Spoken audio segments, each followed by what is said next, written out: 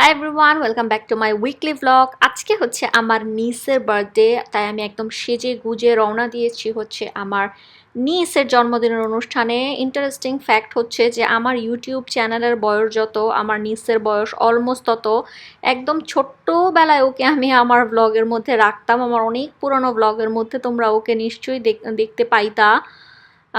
হ্যাঁ, আমরা আজকে এসেছি জেনে, একটা ছোটোখাটো বার্থডে পার্টি ছিল। কেকটা অনেক মজার ছিল একদম।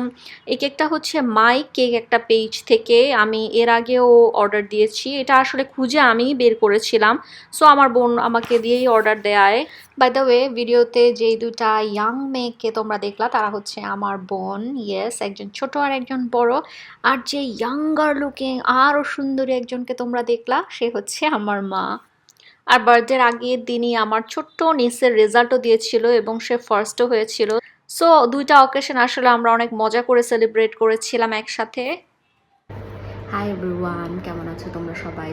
সো আমি হচ্ছে যে তোমাদেরকে একটা ভিডিও দিচ্ছি, এখনও আপলোড দিচ্ছি কিনা আমি জানি না, বাট করে ফেলছি আমি ভিডিও শ্যুটটা। সেটা হচ্ছে আমি কিন্তু একটা কজিক অ্যাসিড সোপ ইউজ করছিলাম, অ্যান্ড আমার স্কিনটা ওটা ইউজ করার পরে অনেকটাই ডাল হয়ে গেছিলো।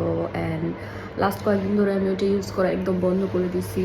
সো এক সপ্তাহে আমার মনে হয় স্কিনটা মোটামুটি আবার ঠিক হয়েছে, আমার নর্মাল স্কিনের মতো হইতেছে, রিকভার হইতেছে। And I am loving my skin right now. আমি একটা জিনিস খেয়াল করছি যে স্কিনটা যদি কোনো কারণে নষ্ট হয়ে যায় তাহলে তোমরা ধৈর্য নিয়ে কিন্তু স্কিনটাকে একটু টাইম দিবা ঠিক হওয়ার জন্য, তাহলেই এভরিথিং উইল বি ফাইন। এই যে আজকে আমি দুপুর দুপুর চলে যাচ্ছি হচ্ছে আমার হাজব্যান্ডের সাথে ডেটে। আজকে আমি এসেছি হচ্ছে হোটেল আমারিতে। এসে অনেক মজার মজার বুফে ট্রাই করলাম, buffet or buffet whatever you say. দেখো কি বিশ্রীভাবে আমি আমার প্লেটটা সাজিয়েছি। আমি অলওয়েজ এরকম এলো পাথারি যা পারি সমানে নেই, আমার চোখের অনেক বেশি ক্ষুধা।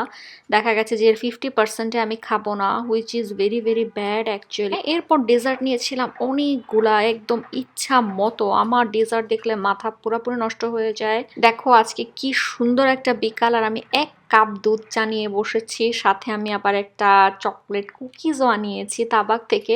তাবাকের এই চকলেট কুকিজটা আমার এত বেশি পছন্দ, ভিতরে একদম পুরো চকলেটগুলো মেল্টেড থাকে। আমার কাছে একটু ড্রাই ড্রাই কুকিজের চেয়ে একটু মেল্টেড চকলেট যেগুলো থাকে ওই কুকিজগুলো বেশি ভাল লাগে। আচ্ছা, তোমাদের কার কার হচ্ছে যে এরকম কুকিজ দিয়ে চা খেতে পছন্দ, আমাকে কমেন্ট করে জানাও। আর এই যে দেখো, চা খেতে না খেতেই আমার গিফট চলে এসেছে। এই সবগুলো গিফট হচ্ছে আমার ননদ আমাকে পাঠিয়েছে, যে রাইট নাও হচ্ছে ইউকেতে আছে, অক্সফোর্ডে এসে লেখাপড়া করছে। সে আমাকে এত বেশি ভালোবাসে যে নিজে না আসলেও অন্য কেউ আসলেও তাকে দিয়ে আমার জন্য গিফট পাঠিয়ে দেয়। এই যে কেট স্পেড থেকে আমাকে খুব সুন্দর একটা নেকলেস পাঠিয়েছে, যেটা আমার কাছে অনেক বেশি ভালো লেগেছে। দেন হচ্ছে যে আমাকে একটা বডি শপের একটা শাওয়ার জেল পাঠিয়েছে, এবং সোপ অ্যান্ড গ্লোরির হচ্ছে যে একটা বডি ক্রিম পাঠিয়েছে, যেটা অনেক অনেক বেশি জোস। হ্যাঁ আপুরা, আমি আজকে তোমাদেরকে একটা জিনিস ছোট্ট করে শেয়ার করব। সেটা হচ্ছে যে আমি কিন্তু কোনো পিআর নেই না, লাইক পিআর নেই, কিন্তু কেউ যদি আমাকে কন্ডিশন দেয় যে তাদের মনের মতো করে ভিডিও বানাতে হবে, এরপর ওদেরকে সেটা দেখাতে হবে, অ্যাপ্রুভাল নিতে হবে অ্যান্ড স্টাফ লাইক দ্যাট, তাহলে কিন্তু আমি এই টাইপের পিআর কিন্তু কখনো রিসিভ করি না। এবং আমার এই স্বভাবের জন্য বা অনেস্টি যেটাই বলি না কেন, এটার জন্য হচ্ছে যে আমার রিবানার মতো বড় একটা কি বলে কোম্পানির সাথেও কিন্তু কাজ করা হয়নি। হ্যাঁ, ওরাও আমাকে একবার অনেক প্রোডাক্ট পাঠাতে চেয়েছিল, কিন্তু ওরা আমাকে ইন্ডিয়ান শর্ত দিয়েছিল যে ওদেরকে ভিডিওটা বানিয়ে সেটা আগে ওদেরকে সেন্ড করতে হবে। So yes, eventually I didn't receive there PR. তো ইয়েস, আজকে আমি তোমাদেরকে ছোট্ট করে একটা পেজ প্রমোট করব, যারা আমাকে খুবই খুবই খুবই সুইট একটা ওনার আমাকে বেশ কয়েকটা জিনিস পাঠিয়েছিল। আমি তোমাদেরকে একটু করে দেখাই।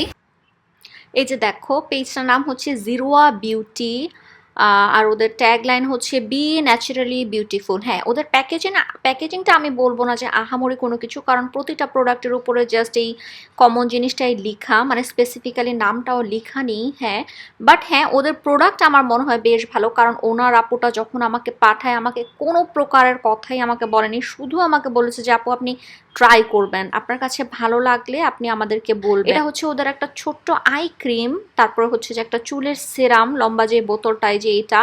আর এই যে এই হচ্ছে যে পাউডারের মতো জিনিসটা হচ্ছে যে একটা উপটানের মতো ফেস প্যাক খুব সম্ভবত।